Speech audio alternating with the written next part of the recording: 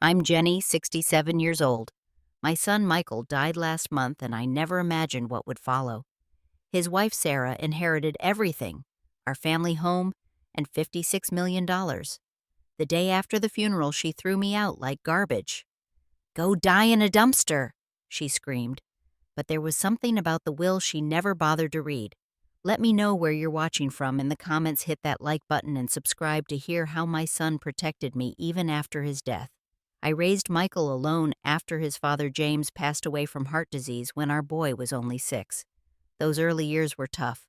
Working 3 jobs, moving between small apartments, always making sure Michael had everything he needed for school. I still remember his little face watching me leave for my night shift at the hospital cafeteria, promising him things would get better. And they did. Michael was brilliant from the start.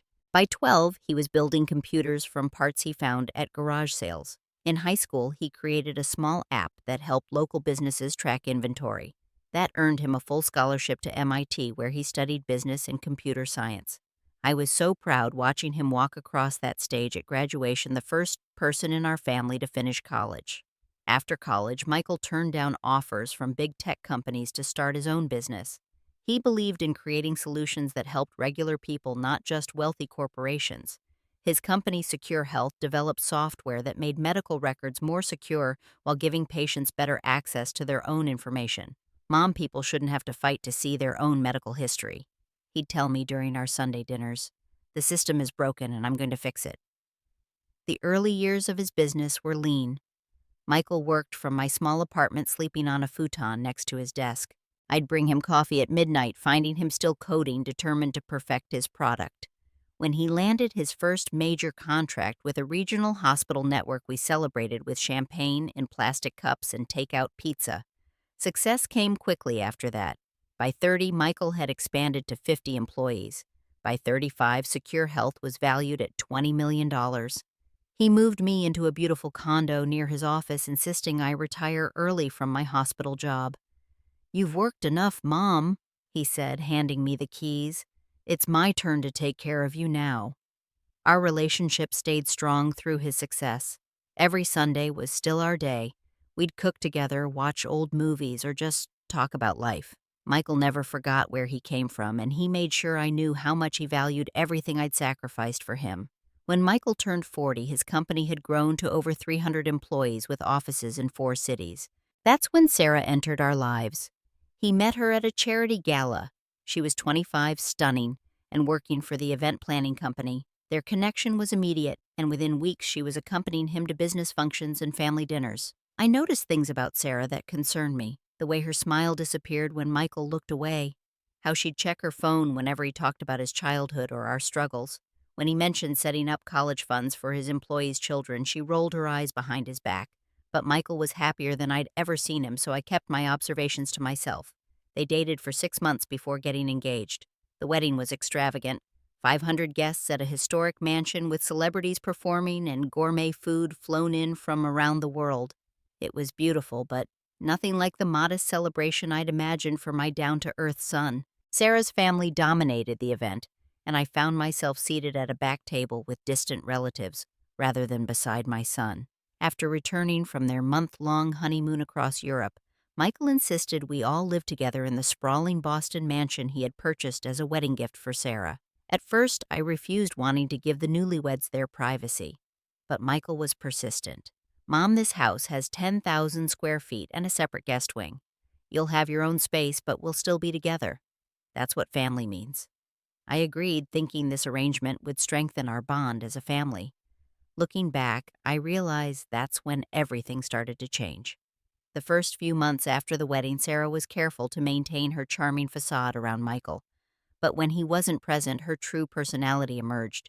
It started with small comments about my cooking. "Michael needs to watch his cholesterol.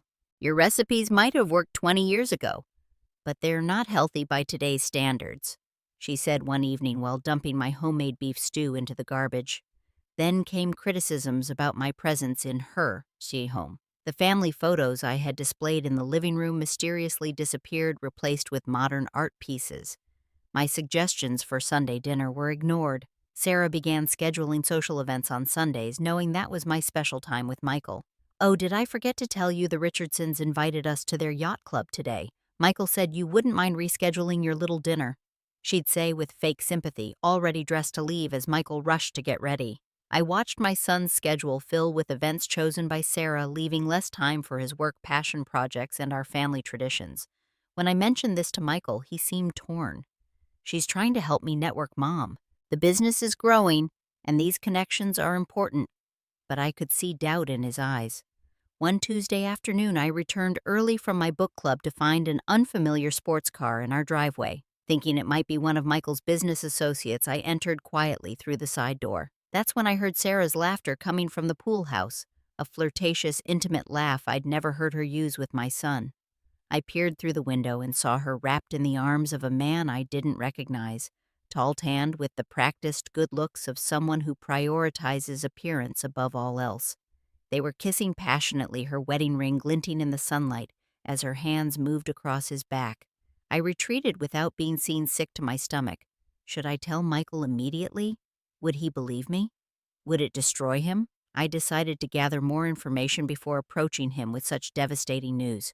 Over the next few weeks, I noticed patterns. Sarah would claim spa appointments or shopping trips with friends always on Tuesdays and Thursdays when Michael had standing meetings he couldn't reschedule. Phone calls she took in private speaking in hushed tones, text messages she quickly hid when anyone entered the room. Before I could formulate a plan to talk to Michael, I overheard a conversation between him and Sarah about his will. They were in his home office door, slightly ajar, voices raised. I just don't understand why your mother needs to be mentioned specifically in the will, Sarah argued. Wouldn't it be simpler to leave everything to me and I can take care of her if anything happens? My mom sacrificed everything for me, Sarah. I need to know she's protected, Michael responded firmly. Don't you trust me? After everything we've built together.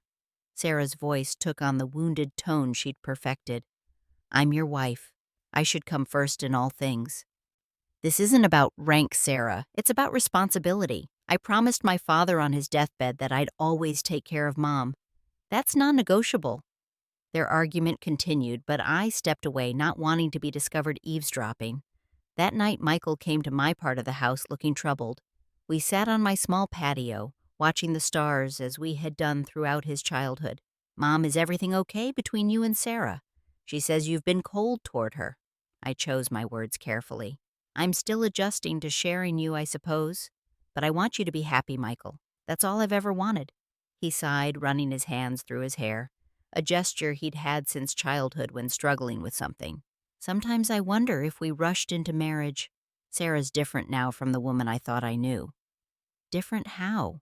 I asked gently, more concerned with appearances, more focused on what my money can buy, less interested in the mission of the company. He paused. And sometimes I feel like she's trying to separate me from the people and things I care about most. I put my hand over his. Marriage takes work, especially in the first year. Give it time. He nodded, but the worry remained in his eyes. I've updated my will, Mom. No matter what happens, you'll be taken care of. I promise. That was the last meaningful conversation we had. 3 days later, Michael died. The call came at 2:17 in the morning. Michael had been driving back from a late meeting with investors in New York when his car went off the road on a rainy highway. By the time I reached the hospital, doctors were already pronouncing him dead from catastrophic internal injuries. I collapsed in the hospital hallway, the pain so intense I couldn't breathe. My beautiful boy, my only child, my reason for living, gone in an instant. Sarah arrived an hour later, her eyes red but dry, already on the phone with someone about funeral arrangements. We need the premium casket package, nothing less, she hissed into her phone while standing over Michael's body. And contact the press. Make sure they know about his net worth and company valuation. I was too numb to register the strangeness of her behavior at first. The next few days passed in a blur of arrangements and decisions, with Sarah taking control of everything. She rejected the small, intimate service I suggested in favor of a massive production at the city's largest cathedral, complete with media coverage and a guest list that included celebrities who had never even met my son. The morning of the funeral, I found myself alone in my room, holding Michael's childhood teddy bear, unable to comprehend how I was preparing to bury my child. Sarah burst in without knocking, already dressed in an expensive black designer dress that seemed more appropriate for a fashion runway than a funeral.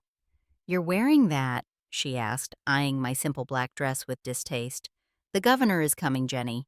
At least put on some decent jewelry." "This was Michael's favorite dress on me," I said softly. "He gave me this necklace for Mother's Day when he was 16. Saved up from his summer job." Sarah rolled her eyes. "Whatever. Just try not to embarrass me. The photographer from Boston Magazine is covering this, and we need to present a united front as Michael's legacy." At the cathedral, I was seated not in the front row, but in the second behind Sarah, and people I didn't recognize. Later, I learned they were her parents and siblings flown in from California at company expense. I watched in silent grief as strangers gave eulogies about my son's business acumen and charitable donations, but none spoke about his kind heart, his childhood dreams, or the deep love he had for his family and employees. During the reception, I noticed Sarah engaged in an intense private conversation with a man partially hidden behind a large floral arrangement. With a jolt, I recognized him as the same person I'd seen her with at the pool house. They spoke urgently, heads close together before separating when others approached.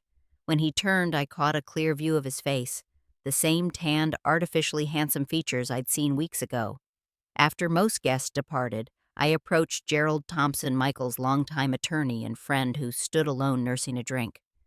Gerald, who was that man Sarah was speaking with, by the flowers.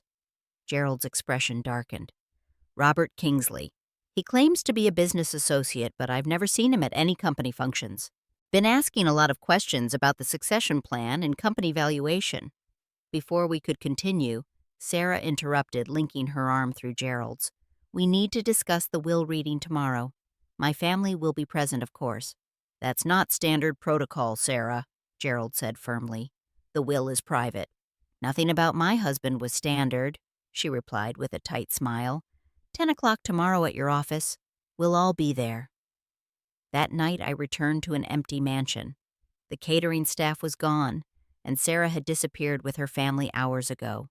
I walked through the quiet halls, touching Michael's things. His college diploma hanging in the study, the collection of vintage model planes he'd loved since childhood, the family photos Sarah had banished to closets now prominently displayed again for the funeral guests. In Michael's office, I sat in his chair, breathing in the fading scent of his cologne. On his desk calendar, I noticed entries for the coming weeks. Mom's birthday dinner. Check on Mom's retirement account. Find tickets for Mom's favorite symphony. Even with his demanding schedule, he'd always prioritize me. The pain hit again with fresh intensity. I must have fallen asleep in his chair because I woke to Sarah standing over me, her expression cold. "The car will be here at 9:30 to take us to Gerald's office. Don't be late."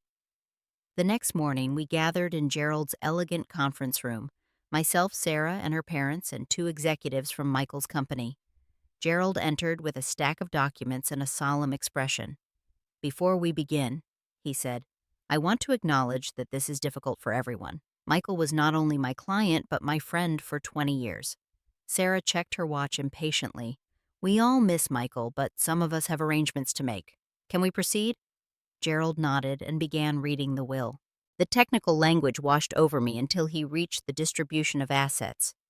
"To my wife, Sarah Elizabeth Lancaster, I leave our primary residence at 22 Beacon Hill Avenue, all vehicles and personal property therein, and all financial assets including investment accounts, cash holdings, and my majority stake in Secure Health Technologies with a current combined valuation of approximately $56 million. Sarah's face transformed a smile, breaking through her practiced grief. Her father squeezed her shoulder triumphantly. Gerald continued, "To my mother, Jenny Marie Whitaker. I leave." He paused, glancing up at me with an unreadable expression. "Yes, get on with it," Sarah prompted. "There is a personal letter addressed to Mrs. Whitaker," Gerald said, removing an envelope from his briefcase. Sarah lunged forward, snatching it from his hand. "I'll make sure she gets it. Is that all? No specific bequest?" "The letter contains private instructions," Gerald replied calmly. "Mrs. Whitaker should read it personally." "Absolutely not," Sarah snapped, tucking the envelope into her purse. "As the executor of Michael's estate, I have the right to review all documents first. For all we know, he changed his mind at the last minute about some company matters." Gerald's expression hardened, but he merely said, "We'll discuss this later in private. This concludes today's reading." As everyone filed out, Sarah and her parents huddled in excited whispers while the company executives offered me awkward condolences. Gerald caught my eye and subtly motioned for me to call him later. The ride home was silent, with Sarah tapping furiously on her phone. As soon as we arrived, she disappeared into the master suite with her parents, the door firmly closed. I retreated to my wing of the house, feeling increasingly uneasy. That evening, I heard unusual noises from the main part of the house, furniture being moved, drawers opening and closing, voices I didn't recognize. When I ventured out to investigate, I found workmen changing the locks on several doors, including my bedroom. "What's happening?" I asked one of the men. "New security system, ma'am. Owner's orders." I found Sarah in the kitchen directing staff who were boxing up dishware. "What's going on?" I demanded. "Why are you changing the locks?" Sarah dismissed the workers with a wave, before turning to me, her mask of politeness completely gone. "Things are going to be different now, Jenny. This is my house, my company, my life." "This is Michael's house," I corrected. "Our family home." She laughed, the sound brittle and cruel. "No, the will was quite clear. Everything is mine now, and I've decided I want to live here without a mother-in-law cramping my style." I stared at her, unable to process what I was hearing. "You can't mean—" "I want you gone by tomorrow," she said flatly. "Pack whatever personal items you can carry. The rest stays." "Michael would never allow this," I gasped. "This is my home too. He promised—" "Michael is dead," she cut in sharply. "And his promises died with him. I've already consulted with my lawyers. You have no legal right to be here." "What about his letter to me? I want to read it." Sarah smiled coldly. "What letter?" "I don't recall any letter." That night I sat awake in my room, too shocked to cry. Around midnight I heard my door handle turn, but the new lock prevented entry. Then came Sarah's voice, slurred from alcohol. "Listen carefully, you old hag. I tolerated you because I had to. I played the dutiful daughter-in-law while counting the days until I'd be free of you both. Tomorrow you'll leave with whatever you can carry, or I'll have security remove you." "Sarah, please," I begged through the door. "I have nowhere to go. Michael wouldn't want this." "Do you know what Michael really wanted?" She laughed. "He wanted a wife who actually loved him. Poor, pathetic Michael, so desperate to believe someone like me could want him for more than his money. It would have broken him to know the truth." The next morning, I woke to find my belongings piled in the driveway, clothes stuffed into garbage bags, photo albums damaged by rough handling, my medications scattered across the concrete. Sarah stood in the doorway watching as I gathered what I could. "I've called you a taxi," she said, checking her designer watch. "You have 20 minutes before I call the police to remove you for trespassing." "Can I at least have Michael's letter?" I asked, fighting back tears. "You're not welcome here anymore," she spat. "Go die in a dumpster for all I care. You're nothing without Michael, and you're nothing to me." As the taxi pulled away, I looked back at the home where I had lived with my son, the home where we had shared so many memories. Sarah stood on the steps, already on her phone, laughing, as if she hadn't just destroyed an elderly woman's life. With nowhere else to go, I checked into a cheap motel on the outskirts of town, using the small amount of cash I kept in my purse. My bank cards and identification had disappeared from my room during Sarah's purge of my belongings. That evening, I called Gerald from the motel's landline, my hands shaking so badly I could barely dial. "Jenny, thank God I've been trying to reach you all day," he answered immediately. Through tears, I explained what had happened. Gerald listened silently, then said 4 words that changed everything. "I expected this might happen." "What do you mean?" I asked. "Michael suspected Sarah's true nature long before he died. Can you meet me at my office tomorrow morning? There's something you need to know." The next day, I took a bus to Gerald's downtown office, wearing the same clothes from the funeral, carrying a plastic bag with my few remaining possessions. His secretary ushered me in immediately, offering coffee and a sympathetic smile. Gerald rose from behind his desk, his expression grim but determined. "Jenny, I'm so sorry about what happened, but Michael was smarter than Sarah gave him credit for." He opened a drawer and removed a digital recorder. "First, I need to confirm what happened. Michael asked me to record our conversation. He pressed play, and Sarah's cruel words from the will reading filled the room, followed by a second recording. Someone had captured her threats through my bedroom door and my eviction from the house. Michael's security team has been monitoring the house for months, Gerald explained. He installed it after finding evidence of Sarah's affair. He knew, I whispered. Yes, he discovered her infidelity about 6 months ago, but wanted proof of her true intentions before confronting her. He was building a case for divorce when the accident happened. But he left everything to her in the will, I said, confused. Gerald's serious expression broke into a smile. Did you notice I never finished reading the will yesterday? Sarah was so excited about the $56 million that she didn't let me continue to the conditions attached. He pulled out the official document and pointed to a paragraph. Michael left everything to Sarah on one condition, that she provide you with a permanent home and proper care for the rest of your life. If at any point within 30 days of his death you were to be mistreated or evicted, the entire inheritance would be revoked and transferred to a charitable foundation in Michael's name. I stared at him, unable to comprehend what I was hearing. So she just lost everything, Gerald confirmed, chuckling. The second she threw you out, she violated the terms of the will. Michael knew exactly who she was, and he protected you even after death. Did Sarah know about this condition? It was clearly stated in the will, but she interrupted before I could read that section. The letter she stole from you explained everything and warned you to be careful. Michael suspected she might try something like this immediately after his death. What happens now? I asked, still processing this enormous twist. Now, Gerald said, leaning back in his chair with satisfaction. We wait for Sarah to realize what she's done. It shouldn't take long. My assistant filed the paperwork this morning. Gerald was right. Less than 2 hours later, his phone rang. He put it on speaker. What the hell is this document I just received? Sarah screamed without preamble. That would be notification that you violated the terms of Michael's will and forfeited your inheritance, Gerald replied calmly. Perhaps you should have listened more carefully during the reading. This is impossible. You can't do this. I'm not doing anything, Sarah. These were Michael's explicit instructions, legally binding and witnessed. You had one job, take care of his mother, and you failed within days of his death. This is a mistake. Her voice shifted to pleading. Jenny and I had a misunderstanding. I was emotional after losing Michael. She can move back in immediately. Too late, Gerald said firmly. The foundation paperwork has been filed. The house and all assets will transfer by the end of the week.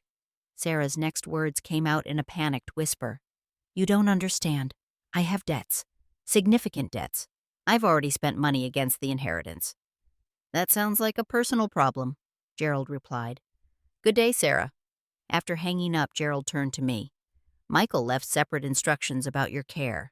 There's a trust fund specifically for you, untouchable by Sarah, and the guest house on the property legally belongs to you. He transferred the deed to your name last year as a safeguard. For the first time since Michael's death, I felt a small measure of peace. My son had protected me to the end, anticipating Sarah's betrayal and preparing for it meticulously.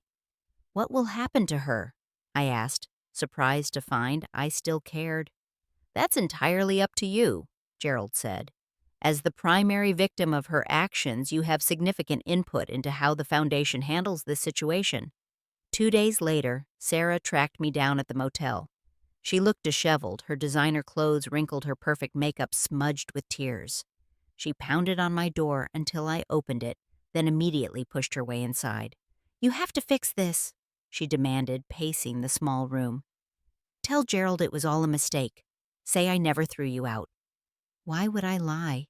I asked quietly. Because I'll make it worth your while, she replied, switching tactics. 10% of the inheritance. $5.6 million just for saying we had a misunderstanding.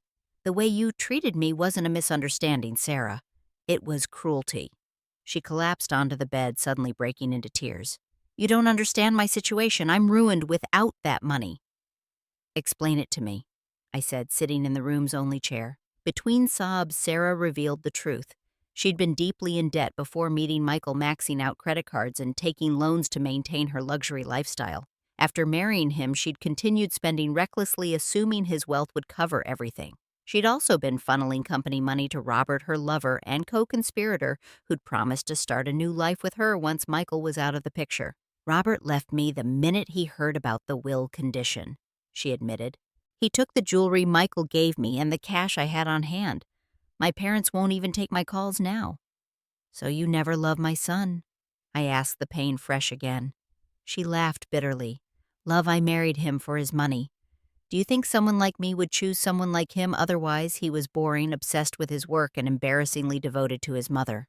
Her callous words pierced my heart. That devoted son you scorned protected me from you. He saw through you, Sarah. She jumped up, suddenly angry again. You ruined everything. If you hadn't been in the picture, I would have had it all. No, I corrected calmly. If you had simply been kind to an old woman who lost her only child, you would have had $56 million. Your greed and cruelty cost you everything.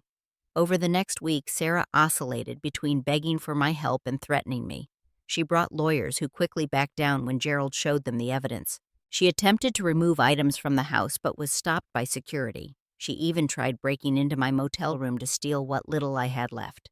Meanwhile, Gerald and I worked with the company's board to establish the Michael Whitaker Foundation. As we sorted through the legal complexities, I stayed in my dingy motel room grieving my son, but finding strength in knowing he had loved me, enough to protect me even after death. 10 days after Sarah's eviction notice, I received a visit from Amanda Torres, Michael's high school girlfriend. I hadn't seen her in years, though Michael had mentioned they reconnected professionally when her healthcare advocacy nonprofit partnered with his company. Mrs. Whitaker, she greeted me warmly. Gerald told me where to find you. I'm so sorry about Michael and about everything that's happened. Amanda explained that Michael had appointed her to the board of the contingency foundation he'd established, knowing her integrity and shared vision for improving healthcare access. He never trusted Sarah, she confided. He told me last year that if anything happened to him, I should make sure you were taken care of. With Amanda's help and Gerald's legal guidance, I moved back into my son's house, now the foundation's headquarters, with the guest wing becoming my permanent residence. Sarah was given 24 hours to remove her personal belongings under supervision. The foundation assumed control of the company with a board comprised of Michael's most trusted executives and advisors. As for Sarah, I couldn't bring myself to leave her completely destitute despite her cruelty. The foundation offered her a modest settlement on 2 conditions: she would undergo financial counseling and therapy, and she would work for the foundation for 3 years at a reasonable but modest salary, using her event planning skills to organize fundraisers for healthcare initiatives. Why would you show her any kindness after what she did? Gerald asked when I proposed this solution. Because it's what Michael would want, I replied. He believed in rehabilitation over punishment, and this way she'll contribute something positive to his legacy. Sarah reluctantly accepted these terms, having no better options. I rarely saw her as she worked from a different building and reported to Amanda. Occasionally I'd glimpse her at foundation events, subdued and professional, nothing like the glamorous, callous woman who had thrown me out on the street. The year after Michael's death was the hardest of my life. Despite having my material needs met and justice served, the loss of my only child left a void nothing could fill. I spent many nights in his old room looking through photo albums and remembering the little boy who grew into such an exceptional man. Gradually, I channeled my grief into purpose. The foundation expanded its mission, providing not only technology solutions for healthcare access but also support services for elderly patients without family caregivers. I became the face of this initiative, sharing my story and advocating for vulnerable seniors. 6 months after moving back into the house, I discovered Michael's private journal in a locked drawer of his desk. Gerald provided the key, explaining Michael had instructed him to give it to me when the time was right. Inside, I found entries detailing his suspicions about Sarah, his plans to protect me, and his hopes for his legacy. The final entry, dated just days before his death, read, "Had confirmation today about S's activities. Confrontation imminent. Updated security measures and legal protections for Mom. No matter what happens, she'll be safe." I realized then that Michael had been preparing to confront Sarah about her affair and financial deceptions. Had that confrontation somehow led to his accident on the dark highway that night, Gerald and I discussed bringing our suspicions to the police, but without concrete evidence, there was little they could do. The investigation had ruled Michael's death an accident. Rainy roads, a sharp curve, no witnesses. Sarah's lover, Robert, disappeared after she lost the inheritance, reportedly heading to South America with money and valuables he'd accumulated during their affair. Sarah herself seemed genuinely shocked by Michael's death, and her subsequent behavior, while cruel, didn't suggest premeditated murder. I chose to focus on healing and continuing Michael's vision rather than pursuing unprovable theories. The foundation flourished, helping thousands of patients access better health care and supporting elderly individuals in maintaining their independence and dignity. One unexpected blessing emerged from this tragedy. Amanda Torres, once the girl Michael had taken to prom in a second-hand suit, became my closest friend and ally. Her dedication to the Foundation's mission matched my own, and her stories about young Michael brought fresh memories I'd never heard before. "He always talked about you," she told me over tea in the garden. "Even when we were teenagers, everything good in him he attributed to your influence." As the first anniversary of Michael's death approached, I decided to transform part of the mansion into a residential facility for elderly patients transitioning from hospital to home. The Michael Whitaker Healing Center welcomed its first residents exactly 1 year after I'd been thrown out onto the street by Sarah. At the opening ceremony, I finally found the words to honor my son properly. Michael understood that true wealth isn't measured in dollars, but in how many lives you improve. He protected me not just with legal documents, but by teaching me resilience, compassion, and purpose. Those are gifts no one can ever take away. Sarah attended the ceremony standing quietly at the back. Afterward, she approached me, hesitantly. "The center is beautiful. Michael would be proud." I studied her face, searching for the manipulative woman who had caused so much pain. Instead, I saw someone humbled by consequences slowly rebuilding a life based on actual work rather than deception. "Yes, he would," I agreed. "He believed everyone deserves a second chance to become better." She nodded, understanding the message applied to her as well. "I didn't deserve your mercy." "No," I acknowledged, "but offering it healed something in me, and that's worth more than revenge." As she walked away, I felt the weight of hatred and anger lifting. The pain of losing Michael would never disappear, but I had found a way forward that honored his memory and amplified the good he'd brought to the world. That evening, alone in my garden, I opened the letter from Michael that Gerald had secretly kept a copy of. The words brought fresh tears, but also profound peace. "Mom, if you're reading this, things didn't go as planned. I'm sorry for the pain you must be enduring. Please know that I saw clearly who Sarah was and what she might do. Don't hate her, pity her. She'll never know the true wealth we shared in our love for each other. The foundation will be my real legacy, and you, its heart. Remember that sometimes those we've lost continue to protect us just in ways we never expected. I love you always. Michael." Life continues to unfold in unexpected ways. Amanda and I expanded the Foundation's work internationally. Sarah completed her mandatory service and moved to another state, occasionally sending updates about her therapy progress. I've found purpose in mentoring young entrepreneurs who share Michael's vision of technology serving humanity. Sometimes the greatest protection comes wrapped in painful packages. My son's final gift wasn't the money or the house. It was showing me that I had the strength to rebuild after losing everything, including him. That's a lesson worth sharing. Have you ever discovered hidden strength during your darkest moments? What unexpected protection have your loved ones provided, even after they were gone? Share your story in the comments below. And if this journey touched your heart, please like, subscribe, and share with someone who might need to hear that even after devastating loss, new purpose can emerge. Thank you for listening to my story, and remember, sometimes the people we love continue to watch over us in ways we never imagined.